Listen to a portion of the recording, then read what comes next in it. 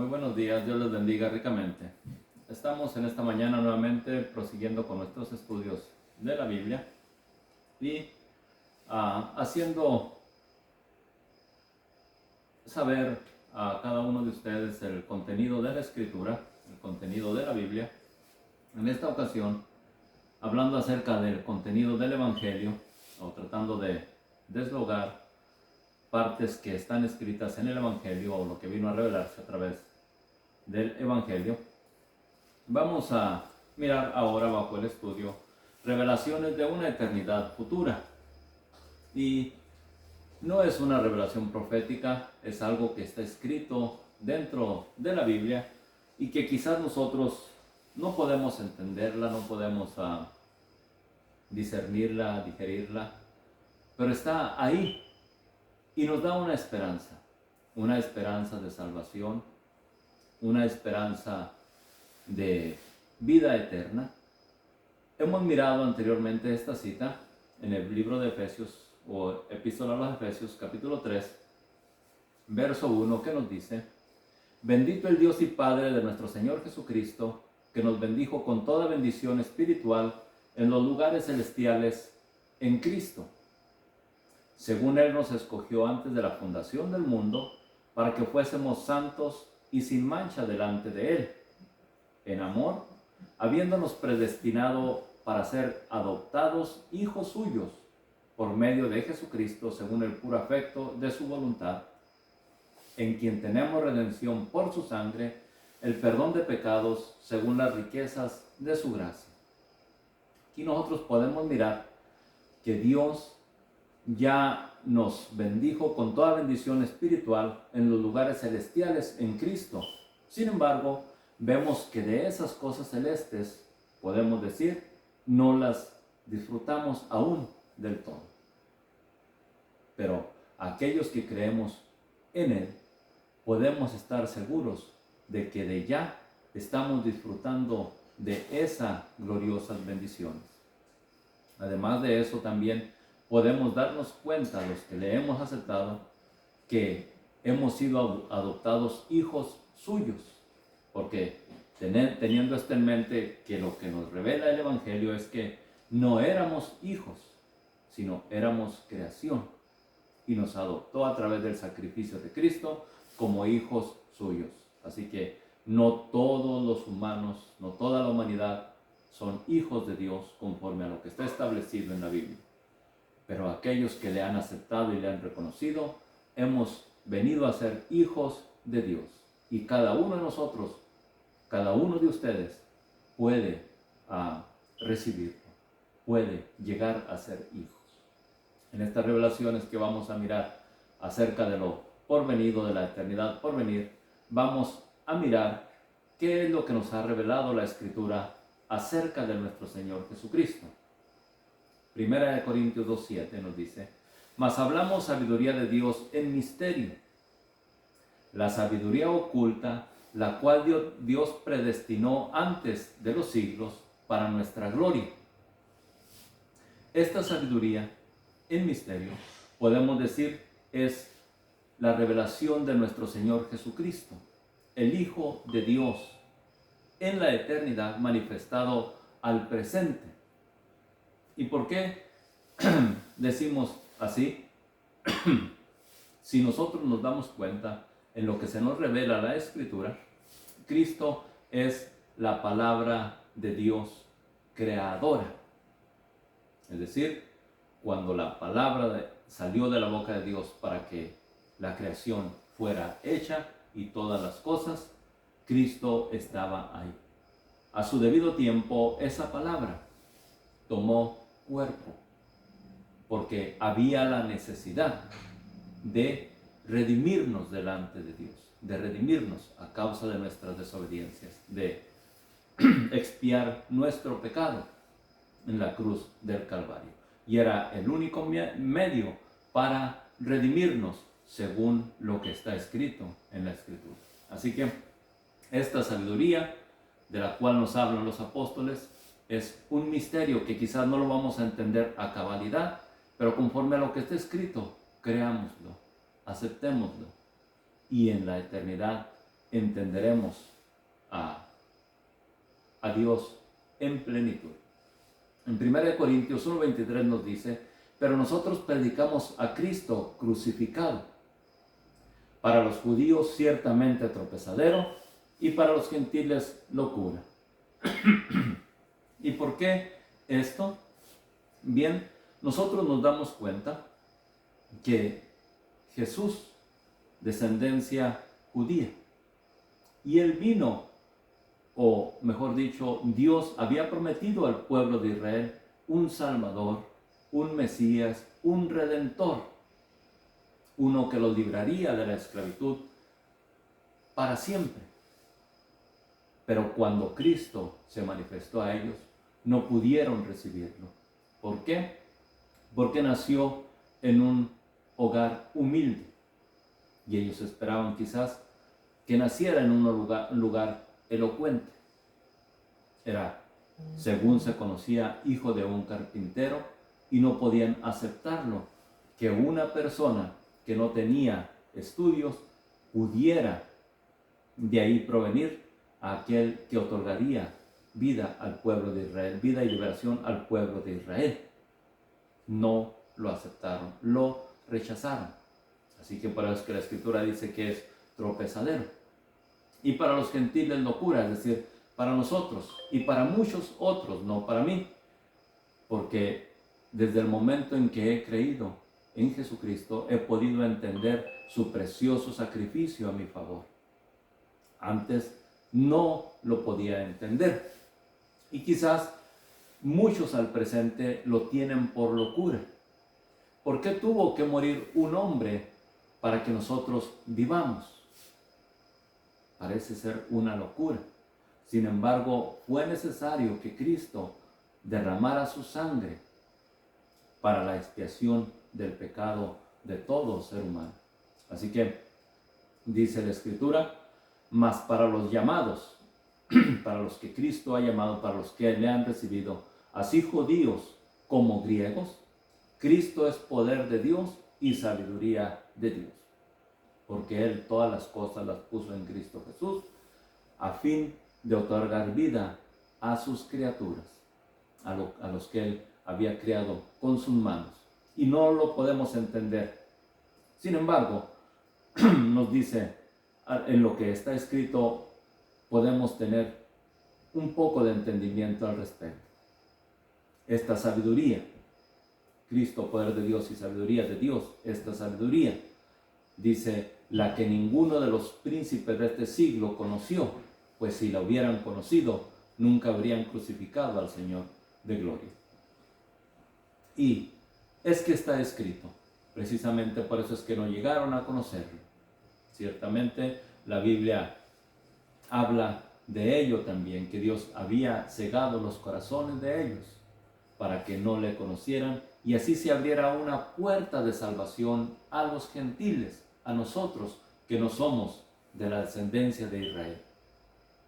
Y ahí podemos ver el cumplimiento de la Escritura en el libro de los Salmos 118, 22, que nos dice: la piedra que desecharon los edificadores ha venido a ser cabeza del ángulo. Es decir, Cristo es el fundamento de su iglesia. Cristo, la piedra principal del cuerpo que ha de ser edificado. Y esto lo hizo saber nuestro Señor, se lo hizo saber nuestro Señor Jesucristo a Pedro, cuando Pedro, por revelación de Dios, pudo decir, al preguntar a nuestro Señor Jesucristo: ¿y ustedes quién dicen que soy yo? Pedro le dijo: tú eres el Cristo, el Hijo del Dios viviente. Al reconocerlo o al escucharlo, Jesús le da esta respuesta: yo también te digo que tú eres Pedro, y sobre esta roca edificaré mi iglesia. Hablando de sí mismo, nuestro Señor Jesucristo, sobre él había de edificarse la iglesia. Y no como en Pedro dicen muchos otros, que Pedro es la piedra principal. No, la piedra principal es Cristo. Y Pedro estuvo muy consciente de ello. además de eso, para probar de que Cristo es la piedra, vamos a mirarlo ya descrito en el Antiguo Testamento. En el libro de Deuteronomio 32, del 1 al 4 nos dice, como en profecía: escuchad cielos y hablaré, y oiga la tierra los dichos de mi boca, porque el nombre de Jehová proclamaré, engrandeced a Jehová nuestro Dios. Él es la roca, cuya obra es perfecta, porque todos sus caminos son rectitud, Dios de verdad, y sin ninguna iniquidad en él. Él es justo y recto.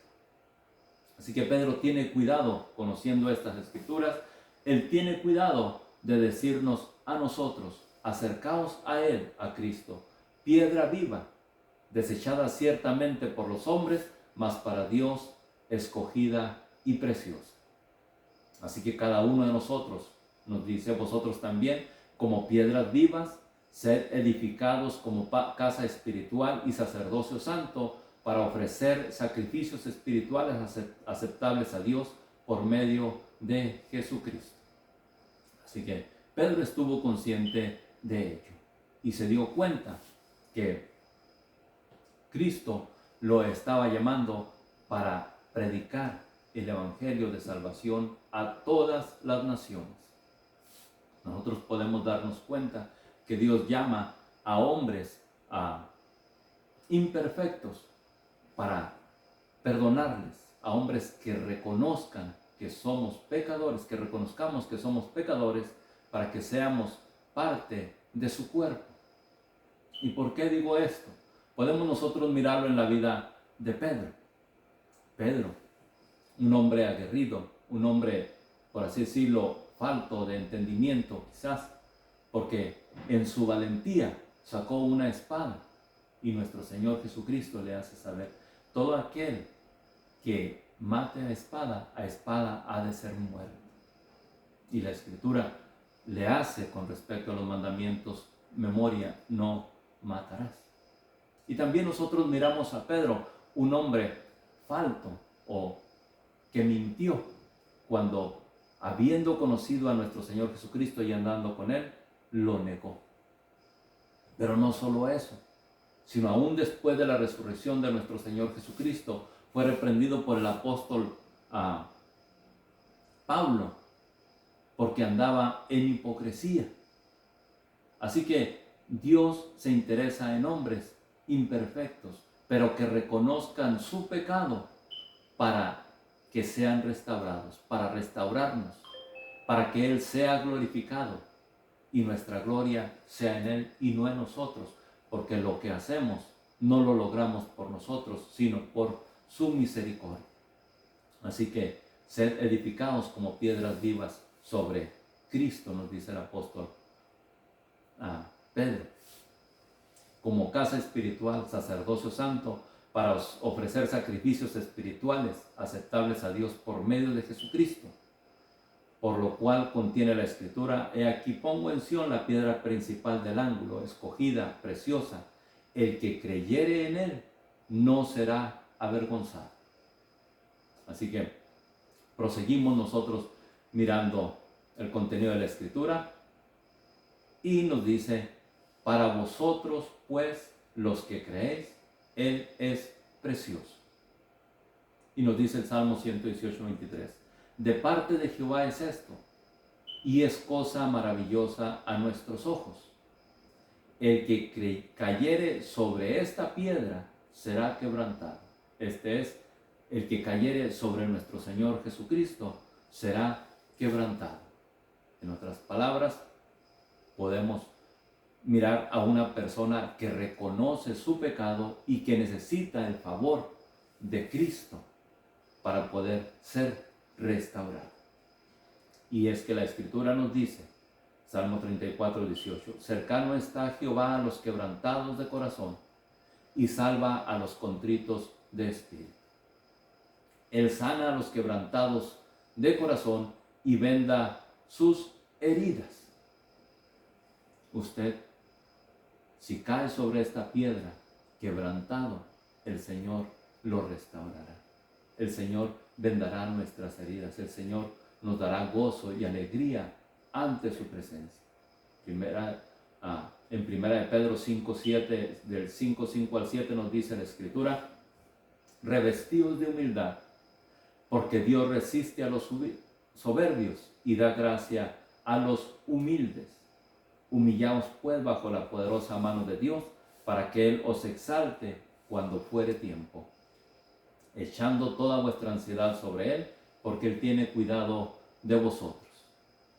Así que tenemos una bendición, y esto nos lo ha revelado el Señor, que si caemos sobre esta roca, quebrantados, Él nos restaurará. Aleluya. Porque grande es su misericordia.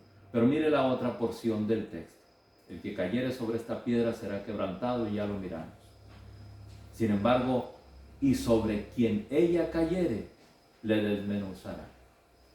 Cristo es la roca, y quiere que caigamos sobre Él quebrantados, para que formemos un cuerpo, un templo, un cuerpo que alabe y glorifique a Dios constantemente, ofreciéndole a Él sacrificios espirituales. Pero el día que esa roca cayere sobre los desobedientes, dice la Escritura, le desmenuzará. Y sobre quien ella cayere, le desmenuzará. Mire lo que nos dice en el libro de Samuel, 2 Samuel 22, 43 al 45. Como polvo de la tierra los molí, como lodo de las calles los pisé y los trituré. Me has librado de las contiendas del pueblo, me guardaste para que fuese cabeza de naciones. Hablando de nuestro Señor Jesucristo, en profecía nos dice: pueblo que yo no conocía me servirá. Y esos somos nosotros. Los hijos de extraños se someterán a mí, al oír de mí me obedecerán. Y esto es el pueblo gentil que le ha creído y le ha seguido. Porque tengamos esto en mente. La Escritura nos dice en Juan 1:11: a los suyos vino y los suyos no le recibieron. Vino Él al pueblo judío y no le recibió. Y podemos nosotros mirarlo en la Escritura durante el ministerio de nuestro Señor Jesucristo, cuando vinieron gente de extraña para pedir de Él un milagro. Él pudo decir: no he venido sino a las ovejas perdidas de Israel. Y también en otra ocasión: no conviene echar el pan de los hijos a los perrillos. Ciertamente, en esa ocasión hubo fe en aquella persona que no era del pueblo judío, y le dijo: sí, Señor, es cierto, pero también los perros comen de las migajas que se les caen a los hijos de sus amos. Entonces, podemos darnos cuenta que nuestro Señor Jesucristo premió la fe de esta gentil y le otorgó su milagro. Nosotros, como gentiles, hemos podido creer en Él. Y como dice aquí la profecía: los hijos de extraños se someterán a mí, y al oír de mí me obedecerán. Y esto es lo que hace Dios a aquellos que se someten a Él y que le obedecen. Jeremías 33:6 dice: he aquí, yo les traeré sanidad y medicina, y los curaré, y les revelaré abundancia de paz. Eso ha hecho nuestro Señor. Nos ha revelado a los que hemos creído abundancia de paz, y esa es una paz venidera en la eternidad. Quizás, como dijo nuestro Señor, entre tanto que creemos y estamos en esta tierra y durante nuestro peregrinar, nos dice: en el mundo tendréis aflicción, pero confiad, yo he vencido al mundo. San Juan 14, 1 al 27 nos dice: no se turbe vuestro corazón, creed en Dios, creed también en mí. En la casa de mi Padre muchas moradas hay. Si así no fuera, yo os lo hubiera dicho. Voy pues a preparar lugar para vosotros.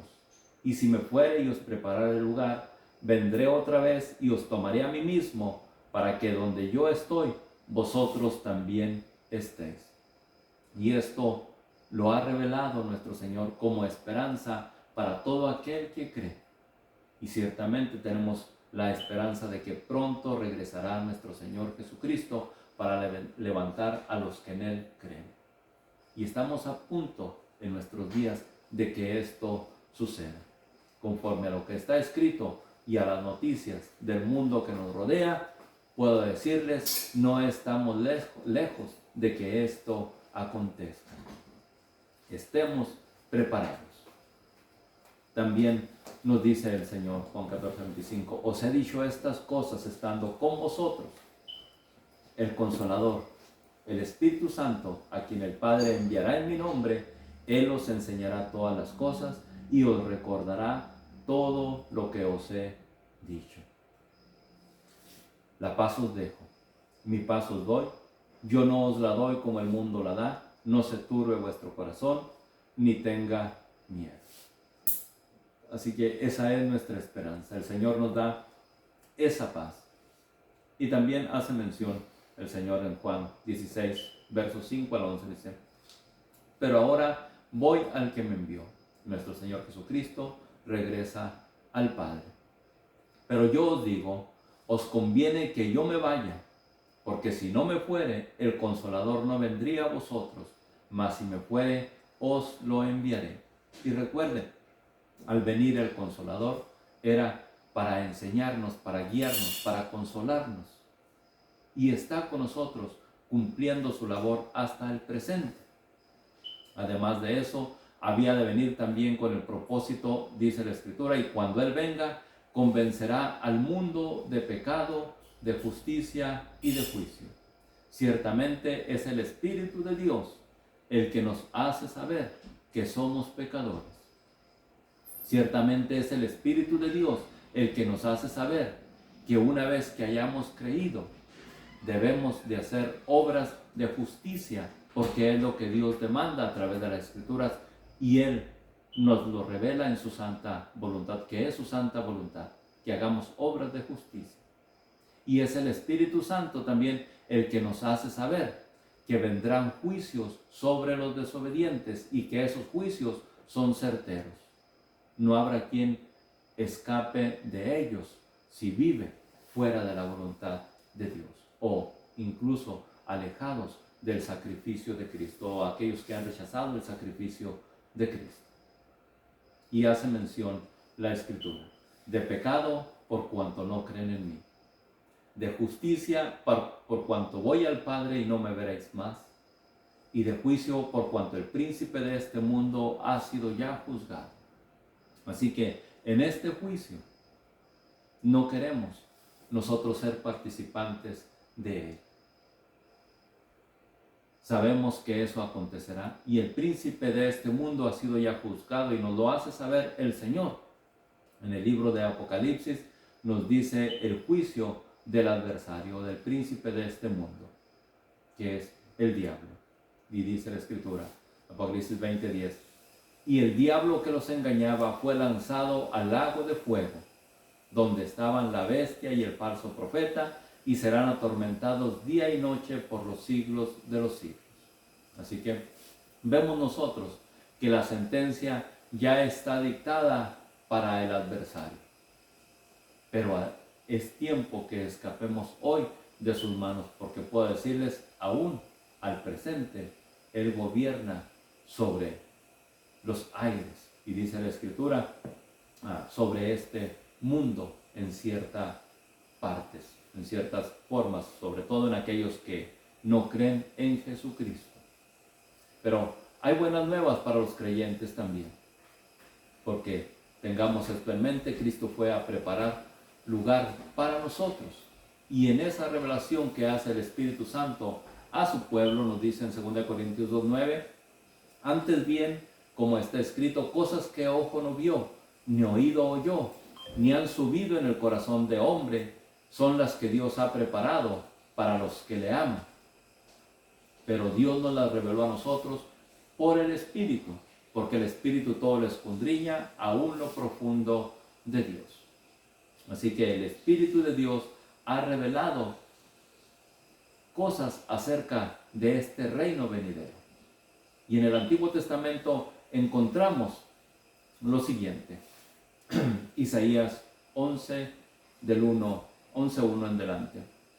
Saldrá una vara del tronco de Isaí, y un vástago retoñará de sus raíces.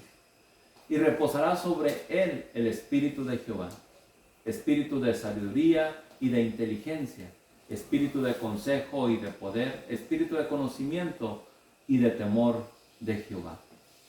Y le hará entender diligentemente el temor de Jehová.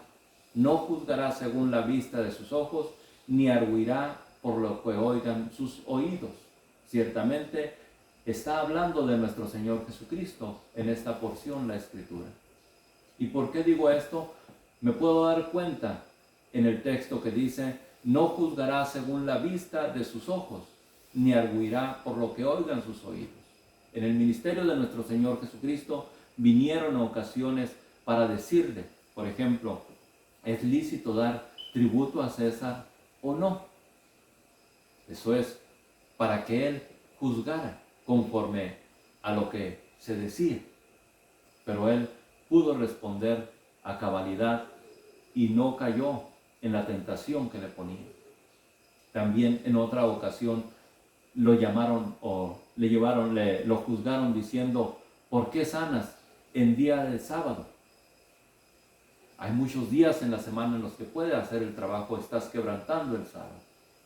Pero el Señor otorgó libertad a esa mujer en sábado, haciéndole saber que esa mujer, que había sido ya esclava por muchos años de Satanás, era necesaria desatarla de su azote que la había tenido el diablo ya por 18 años atada.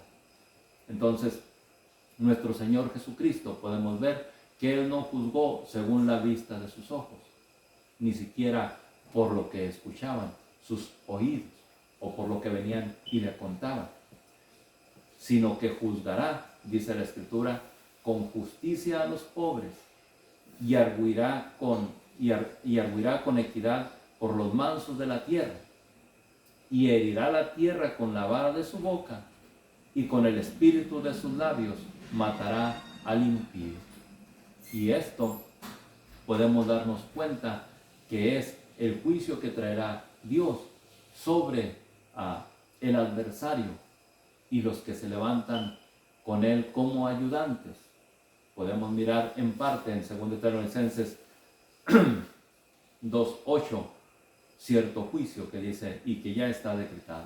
Dice, y entonces se manifestará aquel inicuo a quien el Señor matará con el espíritu de su boca y destruirá con el resplandor de su venida.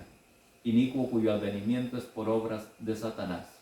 Así que nosotros podemos ver que los juicios sobre el adversario ya están decretados. Solamente falta que se cumplan y se cumplirán a su debido tiempo.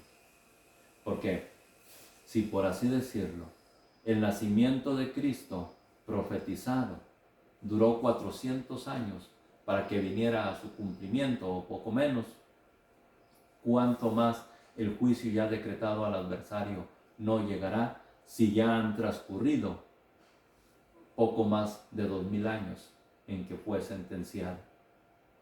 Está por cumplirse, está a las puertas.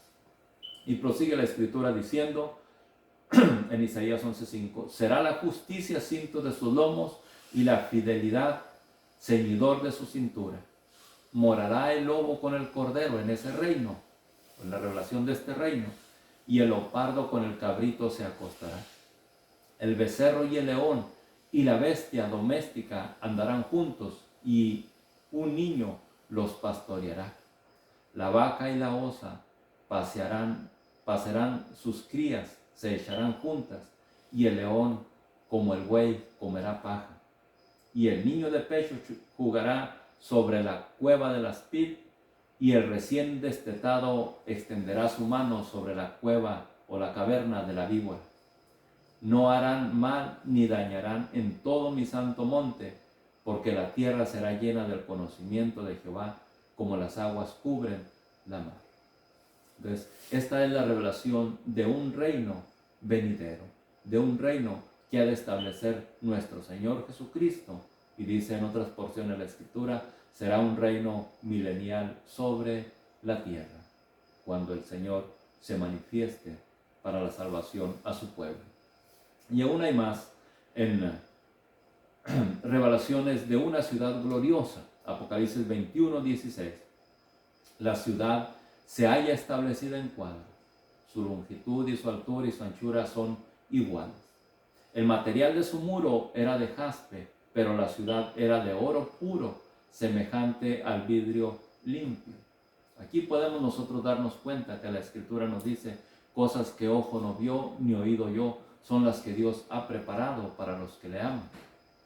Entonces, quizás podemos tener una imaginación conforme a la revelación, pero no tenemos el conocimiento pleno de esa ciudad para describirla. Los cimientos del muro de la ciudad están adornados de toda piedra preciosa. Las 12 puertas eran 12 perlas. Cada una de las puertas era una perla y la calle de la ciudad era de oro puro, transparente como vidrio. Y no vi en ella templo, porque el Señor, Dios Todopoderoso, es el templo de ella y el Cordero.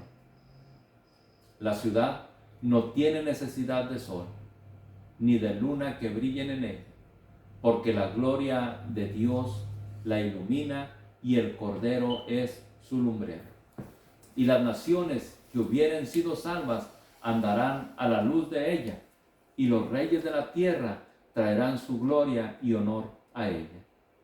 Sus puertas nunca serán cerradas de día, pues no habrá noche. No habrá noche.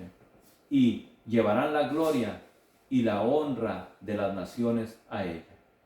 No entrará en ella ninguna cosa inmunda, o que hace abominación y mentira, solamente los que estén inscritos en el libro de la vida del Cordero.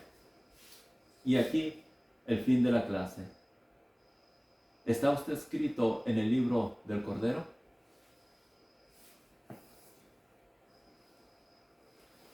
Piense en ello y procure que su nombre esté escrito en el libro de la vida del Cordero, aceptando a Cristo como Señor y Salvador de su vida. Es la única forma en que Él puede salvarnos. Dios les bendiga ricamente. Espero que esta palabra llegue a su corazón y le aliente. Hasta la próxima.